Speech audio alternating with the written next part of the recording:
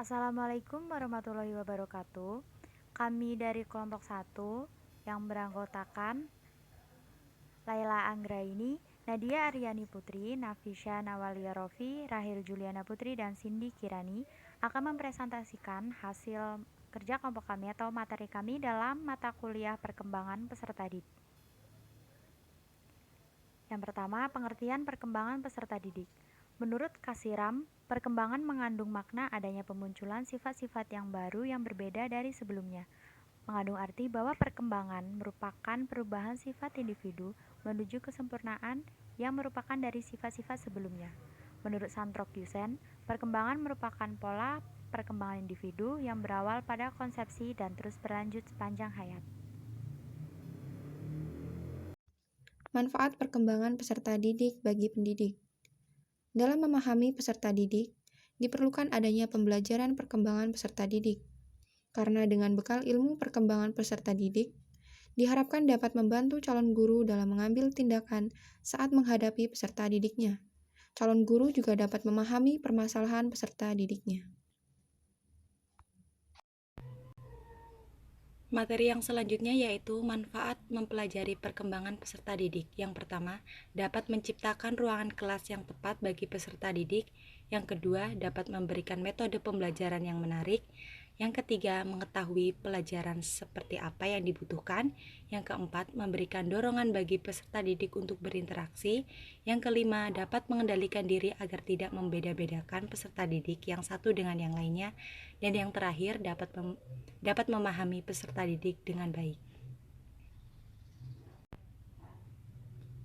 Yang ketiga, karakteristik perubahan fisik perkembangan peserta didik. Yang pertama, masa pubertas, usia 10-14 tahun, peralihan dari masa kanak-kanak menuju dewasa. Yang kedua, perubahan fisik, proporsi tubuh, pertambahan berat dan tinggi badan secara drastis, dan yang terakhir, kematangan seksual.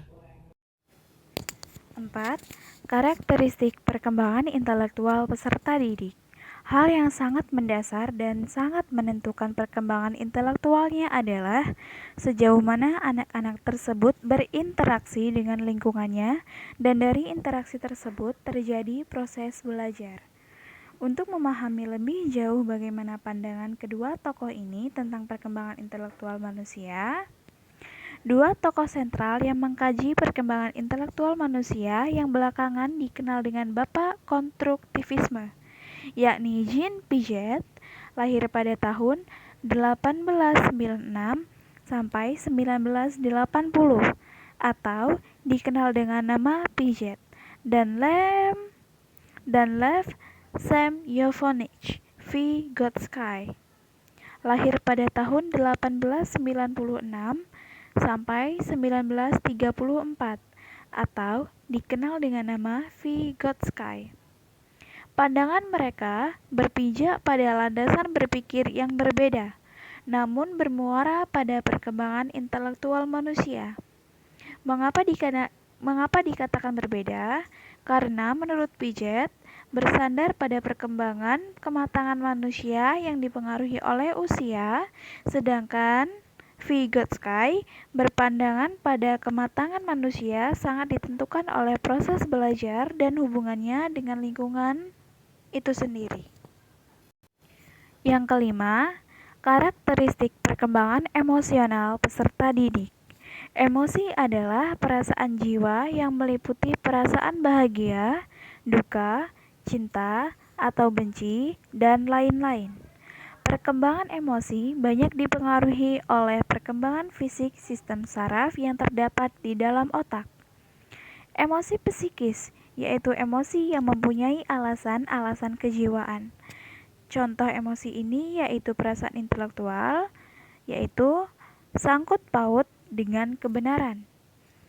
Perkembangan peserta didik secara emosional dapat diketahui dengan cara mempelajari sikap dan perilaku sosial dengan baik atau buruk pada pengalaman sosial awal yang akan memudahkan atau menyulitkan perkembangan sosial anak selanjutnya.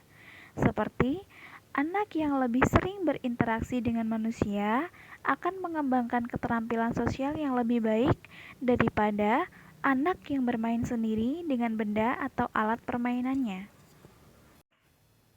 Emosional yang berkaitan dengan aspek-aspek kepribadian yang meliputi yang pertama karakteristik, yaitu ciri khas yang dimiliki individu. Yang kedua temperamen, cepat atau lambatnya mereaksi dalam suatu rangsangan-rangsangan yang datang dari lingkungan. Yang ketiga sikap, yaitu respon terhadap objek baik positif maupun negatif. Yang keempat responsibilitas atau tanggung jawab, yaitu kesiapan menerima resiko. Yang kelima kawan sebaya. Jika seseorang berkawan dengan orang baik, kemungkinan ia akan menjadi kepribadian baik pula. 6. Karakteristik perkembangan sosial moral peserta didik. Perubahan-perubahan perkembangan ini bisa saja dipengaruhi oleh penampilan dan perilaku individu. Stereotip budaya, nilai-nilai budaya, perubahan-perubahan peran, dan pengalaman pribadi.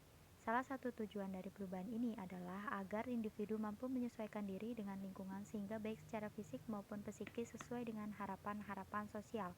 Adapun perubahan-perubahan dalam perkembangan individu merupakan hasil dari proses-proses biologis, kognitif, dan sosio-emosional yang saling berkaitan. Proses biologis meliputi perubahan pada sifat fisik individu yang semakin bertambah usia akan mengarah pada kematangan. Demikian presentasi dari kelompok kami akhiri. Wassalamualaikum warahmatullahi wabarakatuh.